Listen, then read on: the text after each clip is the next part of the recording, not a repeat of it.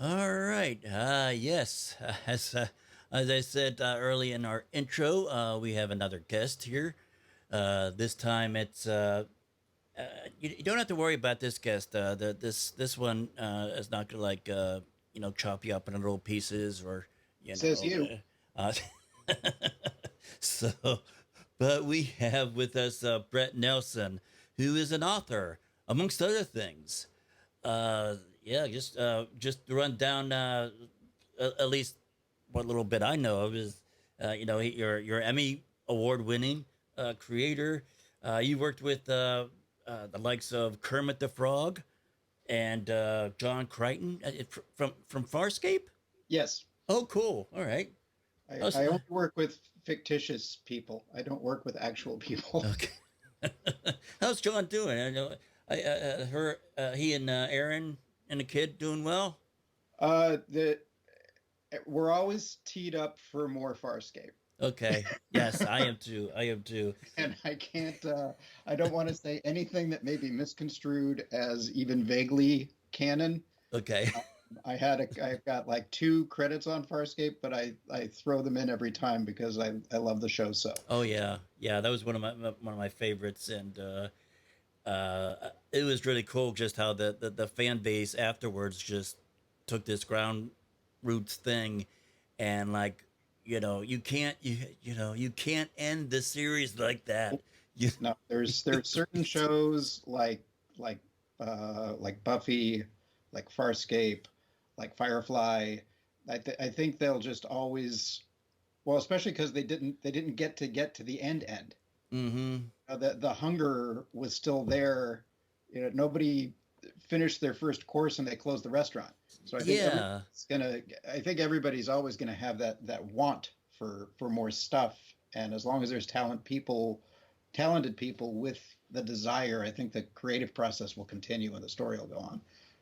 yeah, yeah. I actually, if I'm not mistaken, oh hell, what's the name of that actor that played John Crichton? Got a mind fart. Ben Browder. Browder. Yeah. I think he grew up around where I'm at now. I'm in a Charlotte, North Carolina area, and at least I know when I was watching one video behind the scenes, he they were shooting the cast sitting around a table reading, doing a script read, Hmm. and he had a Myers Park T-shirt on. It's like, oh, okay, that's just just the street here. So, but yeah, so I'm glad John's doing well. So, but you also work with Mickey Mouse, Buzz Lightyear. Now, when you're not busy writing stories, you make TV programs, and we get yeah. Well, I like to go on some tangents here and talk about some of the stuff you've done, movies, stage show, and tabletop games. Yes. Wow. Okay. My gig before this one was doing board game reviews and stuff like that. I was one of the contributors for the Dice Tower for a while, and so yeah, I like to pick your brain about the tabletop games. And but right now you're working on stuff that you we can't talk about, Yes. otherwise you'll have to kill everybody. Well, So the fourth paragraph of most of my contracts say if you talk about this contract or anything in it, this contract's null and void and the job goes away. So I'm uh, so always but very respectful. but it's good that it's there. Yeah. I mean that you're doing more things and stuff like, so it gives us something to look forward to. Yes. So And it keeps the internet connection alive at my house so I can do yes. things. All right. Well, you have a what we have going on right now is you have a new now it's a book, or it's an adaptation of a movie, right? Adaptation of a movie, yes. Okay, and it is of ManBorg. Ah, yes. So now, uh, one of the things I've always noted, I mean, I've seen books and movies go, either way. I mean, usually if it's a movie that's been taken from a book, usually people are saying, "Oh, the book's better than movie," or "The movie's nothing like the book," or something like that. Uh, but when you take a movie that's already been made and do an adaptation of it. So first off, let's talk about how you first connected with Steve Kostanski, Well, uh, I actually was connected with the publisher, the with publisher. Okay, Encyclopocalypse and Mark Miller, who already had the property lined up. okay, So Mark had been looking forward to doing an adaptation of ManBorg pretty much since he saw it in 2011 when it came out, because he just fell in love with it. And I guess he scooped up the rights and he was going to write the novelization for it, okay. but he never got around to it. Hmm. And he did a really small collection of stories of mine called Lumber and Other Tales, available wherever you buy books. He did that one with me a little while ago, and we were going through stuff for what was going to be my next set of stuff for him. And this movie came up in conversation. Okay. It kind of dawned on him. He's like, wait a minute, I don't have to write the novelization because you can probably do a decent whack at it. Would you be willing? And I'm like, yeah, absolutely. And this was right about, we were having these conversations when Psycho Gorman just came out, which Okay. is Stansky's last picture. So from there, because the property is still Steve's, he owns the rights to ManBorg and all that's his picture. So we still had to clear it all with him. And so my first conversation with Stephen was with Mark on the line too. It was all three of us. So I started with the publisher and then with Stephen. Okay. Now, how did you approach, since the movie was already made? How do you approach with making an adaptation of that? I mean, because I'm sure with the book you're able to expand more on, okay, what's this character thinking, some background history or story of them, Well, the stuff like that. movie's 1 hour long, and it's all the good parts. It's all the action sequences. Uh-huh. So if I just went straight with that, it'd be, 3 pages of sound effects and we're out. Now I love the pictures. I keep saying over and over again that the legend of ManBorg is that they spent $1,000 Canadian to make this movie, which puts a thought in people's heads that it's going to be a mess and not worth your time. But as Mr. Kostanski calls it, it's a dollar store epic. Mm-hmm. The thing when you're working in low budgets, it's the old triangle. You can get things made, you can get them good, fast, cheap. You get to pick two.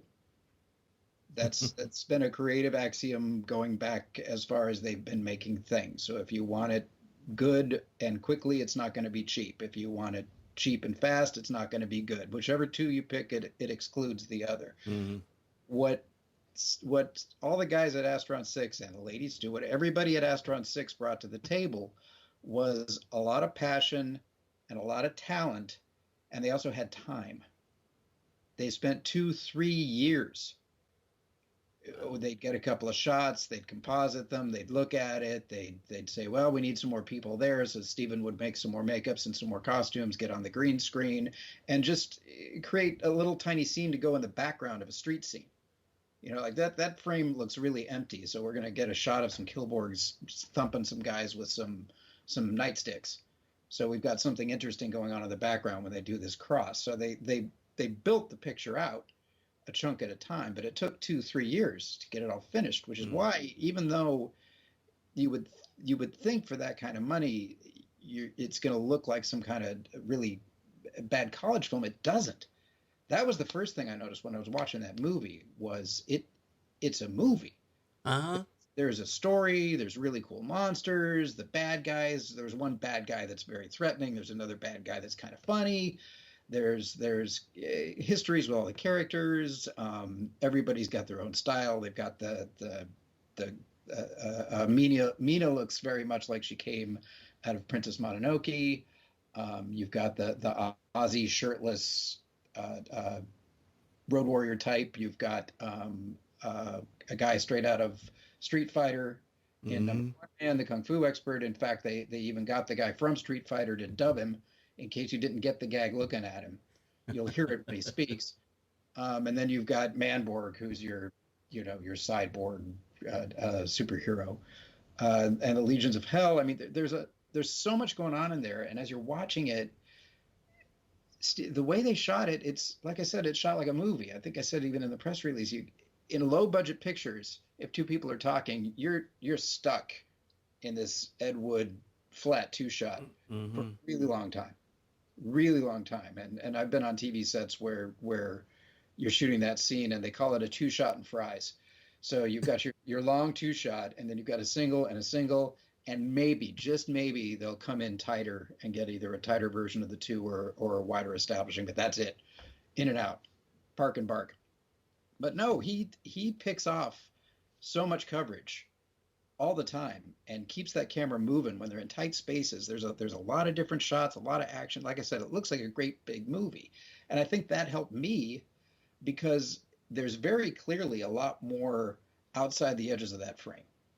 Mm-hmm.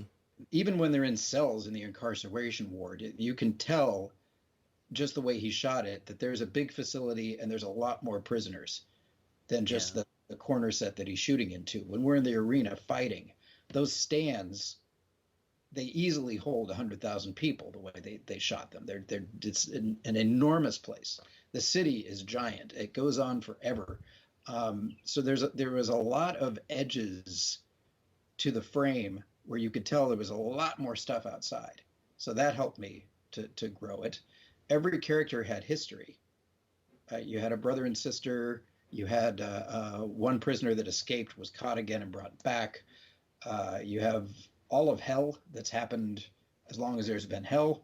So that's a lot to draw from. There's traitors in the mix. So between all of that, talked with Steve about there's some unanswered questions in the picture that I kind of needed him to connect dots with me. They sent me the original screenplay, the script that they were going to shoot from, and a lot of that had extra stuff in it that didn't make the picture. And from there, I just made sure that I wrote a whole book. Okay. That's a very long-winded answer. Oh, that's good. You can pull that up in the edit too.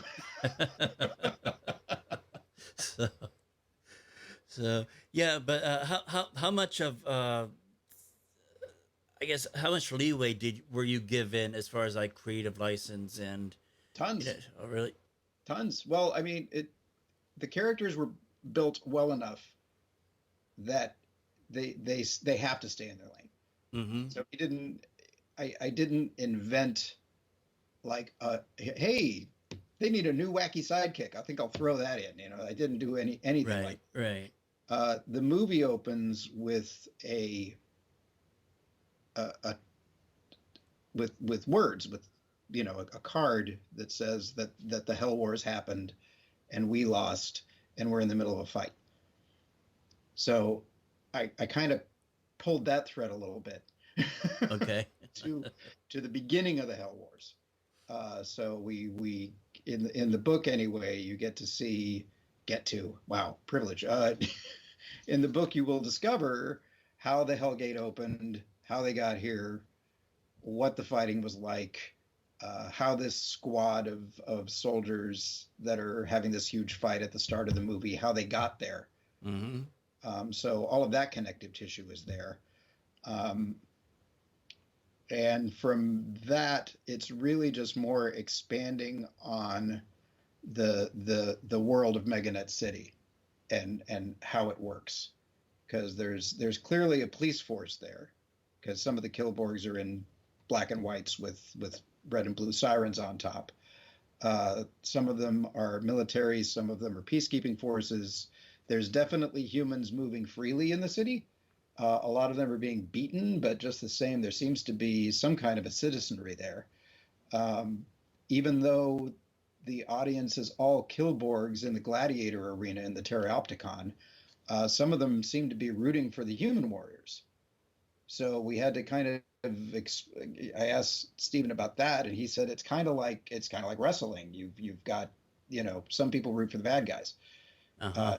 No matter how bad the bad guys are, there'll still be that core group of maybe 15 people in the back that are dressed like him, cheering up in the cheap seats. So there were lots of little pieces like that like I said, it's the pieces just beyond the edges of the frame. Right. It's that I got to pull in to tell a more complete story. Okay. All right. Excellent. So, now I know we're talking about the book, but I'm intrigued about the tabletop games. So, so since since this is my channel and my podcast, I'm gonna, uh, yeah. What kind of tabletop games have you been involved with? There's not many. I've over the years, gosh, I started in video games, but PC CD-ROM Uh huh. for Disney, for Henson's, and Okay. others along the way. It sort of branches out into tabletop from there with children's titles. Lately, I've been doing work with cabinet licensing. I don't know if you know who Cabinet is, but they own all of the Robert E. Howard properties. Okay. So I've been doing tabletop games with them over the last few years around Conan the Barbarian. Okay. Yeah. All right. New So, one should be, again, the new one should be next year if it goes. But until it goes, I'm supposed to keep my mouth shut. okay. All right. I won't ask any more on that then. I, I don't want anybody coming at my door with one of those little Men in Black, you know, memory eraser things. I think it's a neuralizer. Have I got that right? No. Can't remember the name of it. Yeah, me neither. Uh, Badass. oh Nope. well. So tell us more. You did the adaptation of ManBorg. Now, t- tell me a little bit more about uh, your other book, The Lumber and Other Tales. What's It's that a about? it's a short story collection. There's short stories by me out there. You can read me at The Anarchist and at Metastellar. I've got 10 others in the marketplace right now. We'll see where they land. And I had written a story called Lumber that a friend of mine said, you should totally get this to Mark Miller. It sounds like it's up his alley. Hmm. Uh, it's a lumber concerns, it's Victorian times. I originally had it as sort of a Carnival Barker spiel, but I pulled that part out and just told the tale of this cabinet. There's a professor, of course, because it's Victorian and everybody's a professor, and he's made a cabinet that he calls the emotion resonator. And his theory is that different types of wood, different types of lumber, they absorb more than odors and stain and smoke. They can actually absorb the emotional states of the person who spends a lot of time near them, which is why when you walk into some houses, they feel kind of sad. Or you Hmm. walk to other houses, they feel kind of happy. So to experiment on this, he used some of his connections and took used spent doors from cells in madhouses all over London. Oh So wow. he had Okay. doors from Bedlam and doors from other places. And he used the lumber from those doors to make this cabinet with a time lock and a velvet seat inside. And if you sit in it, he asks you questions before you go in about how you feel and questions when you come out about how you feel. Because central to your plight if you're in the madhouse is the door. You spend most of your time staring at it because you're either waiting for salvation to come through it or you're waiting for something terrible to come through it. But whichever way it is, you're mad and you're incarcerated and you're staring at the door. So anyway, that's the main story, is the tale of this cabinet. And it was too short. He said, I'd love to put it up. And he was going to put it up just as a one shot, because you can, that's the wonder of Kindle, is you can put up whatever you put up. And I said, that's not enough. So we found a couple of other stories that were of a similar nature, and put those into. All right. And then that's still available on like Amazon or wherever. Okay. All righty. So, and it's an audiobook narrated by Jake Ruddle as well, and he's dynamite. Okay. Now, is there any plans of doing an audiobook of ManBorg? Oh yes. Oh yes. Casting now. As soon as the final casting is through, they'll put on all the Encyclopocalypse socials, they'll put an announcement up. Okay. Excellent. Oh, you have to. You really. So, yeah. That's sort of like the you're too busy to read something, and it's so much easier to just put an audiobook on and just listen to it as you're doing things around the house. I was looking at a 2-hour commute a while back, and they would have found me gibbering at the halfway point, walking circles and pulling my hair out, had it not been for Will Wheaton reading Ready Player One. Okay. It saved my life on that trip. Well, it's good to see that Wesley was good for something. He's got quite a few audiobooks, actually. He's very good at it. It's tough. It is tough to have a voice that people want to listen to for 6 or 7 hours in a row. Really, it's not an easy thing to find someone to do it. Not at all. I have enough problem trying to get my voice to have people listen to it for 20 minutes.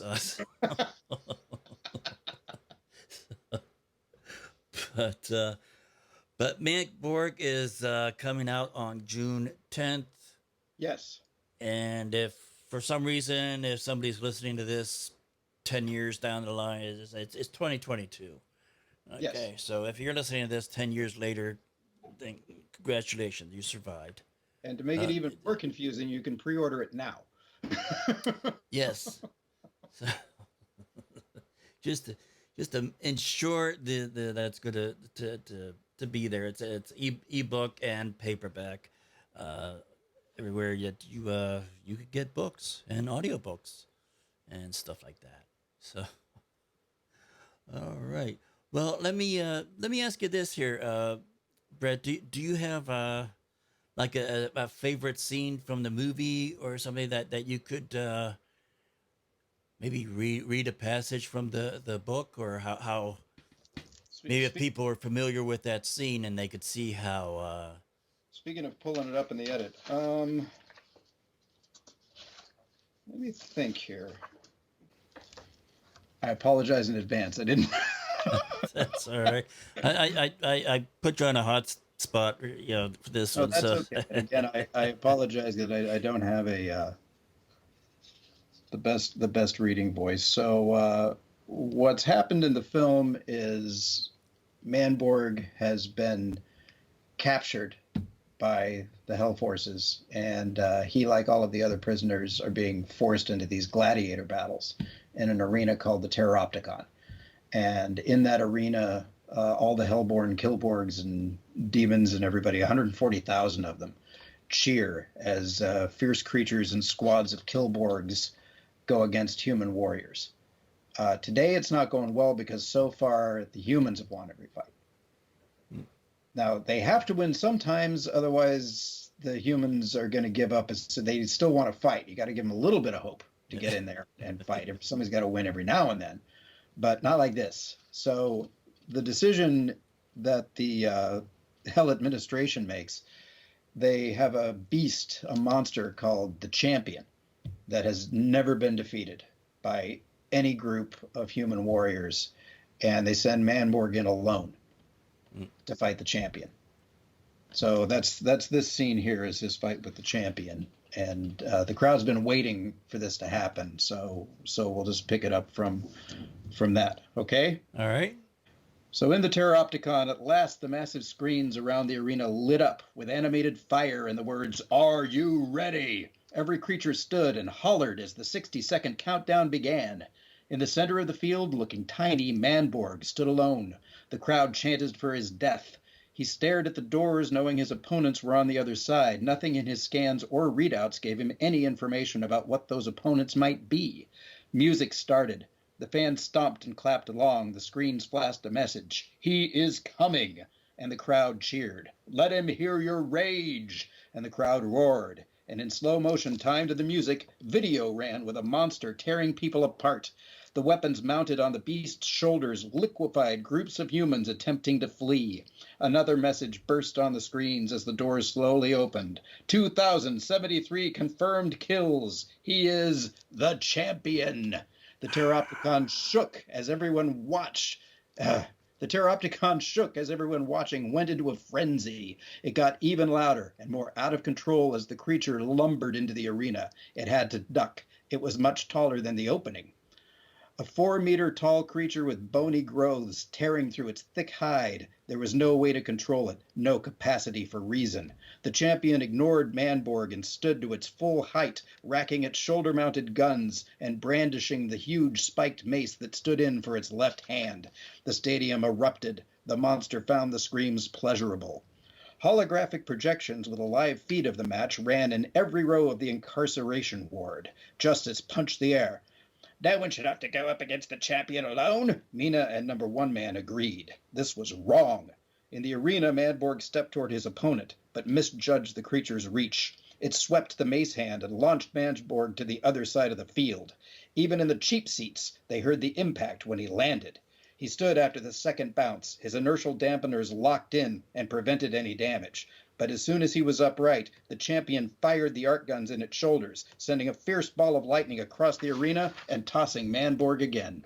All the prisoners in the ward were glued to the match now. "This is terrible," said Number One Man. "I can't watch this," said Justice, watching intently. Mina couldn't look away. She was hanging on to hope.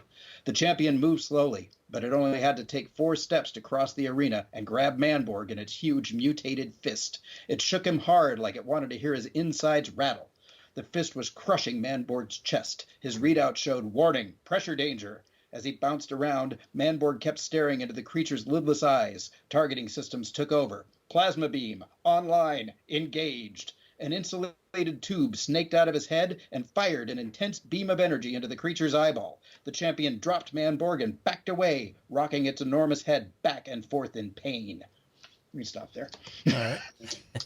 Is that enough? So that's good. So you'll have to find out who won the fight. That's right. You have to get the book or watch the movie to find out who won. So it's the same. no plot twist there.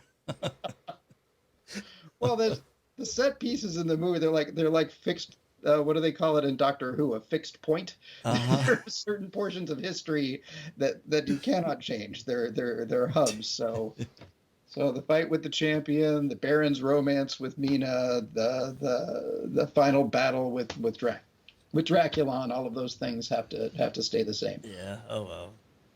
I did have fun with ManBorg's weapons, though. That's okay. I hope people find that cool. I gave him a really good Swiss Army knife of death to pop out and shoot. He's got the plasma beam. He's got rail guns. He's got a chemical net. He's got sonic grenades. He's got flash missiles. He's got a pulse cannon and a sword. Okay. Trusty sword. If everything else fails, you fall back on that. And that's the cool thing about books, is because so many things that could be going on in the movie that the viewer will never know. And doing an adaptation of it, you get into, what different things are and how they work, or what the person is thinking or feeling at the time. And Yeah, well, yeah. he uses most of the stuff. I think there's only three in the kit that weren't in the movie. But in the movie, like I just said, that he has a tube that comes out and shoots a beam of energy. He's got a missile that comes out of his elbow. He's got the arm transforms into a cannon that shoots bolts. He's got a blade that comes out of another arm. And I think that's it, but none of them are named. Mm-hmm. And their operation isn't really shown. So yeah, in the book you can't just say, yeah, he got a thing and it shot. And then he got another thing and it shot. Sure was cool. Got it. Should have been there. Should have been there. But they, again, fortunately, they established early on in the film that he does have a readout. He sees, menus and text in front of him. So that gave me an excuse to give things cool names and operational protocols. Okay. That's wild. Alrighty. Well, Bret, thank you so much for your time and Sure. To meet with us. And again, look for the ManBorg adaptation. And I'll have a link for the Encyclopocalypse publication for the episode, this particular episode. So you go. That's probably the surefire way to get the book is through them, right?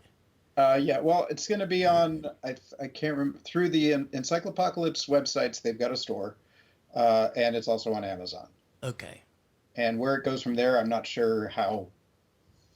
I barely got the thing written. I'm not sure how all the distribution deals are working, but I know it's going to be in those two places for certain. Okay. And I know you can pre-order it on Amazon right now in the Kindle store. Excellent. Again, June 10th, 2022. ManBorg Day. Yep. All right, Bret, thank you so much, and take care. You too. It's been nice.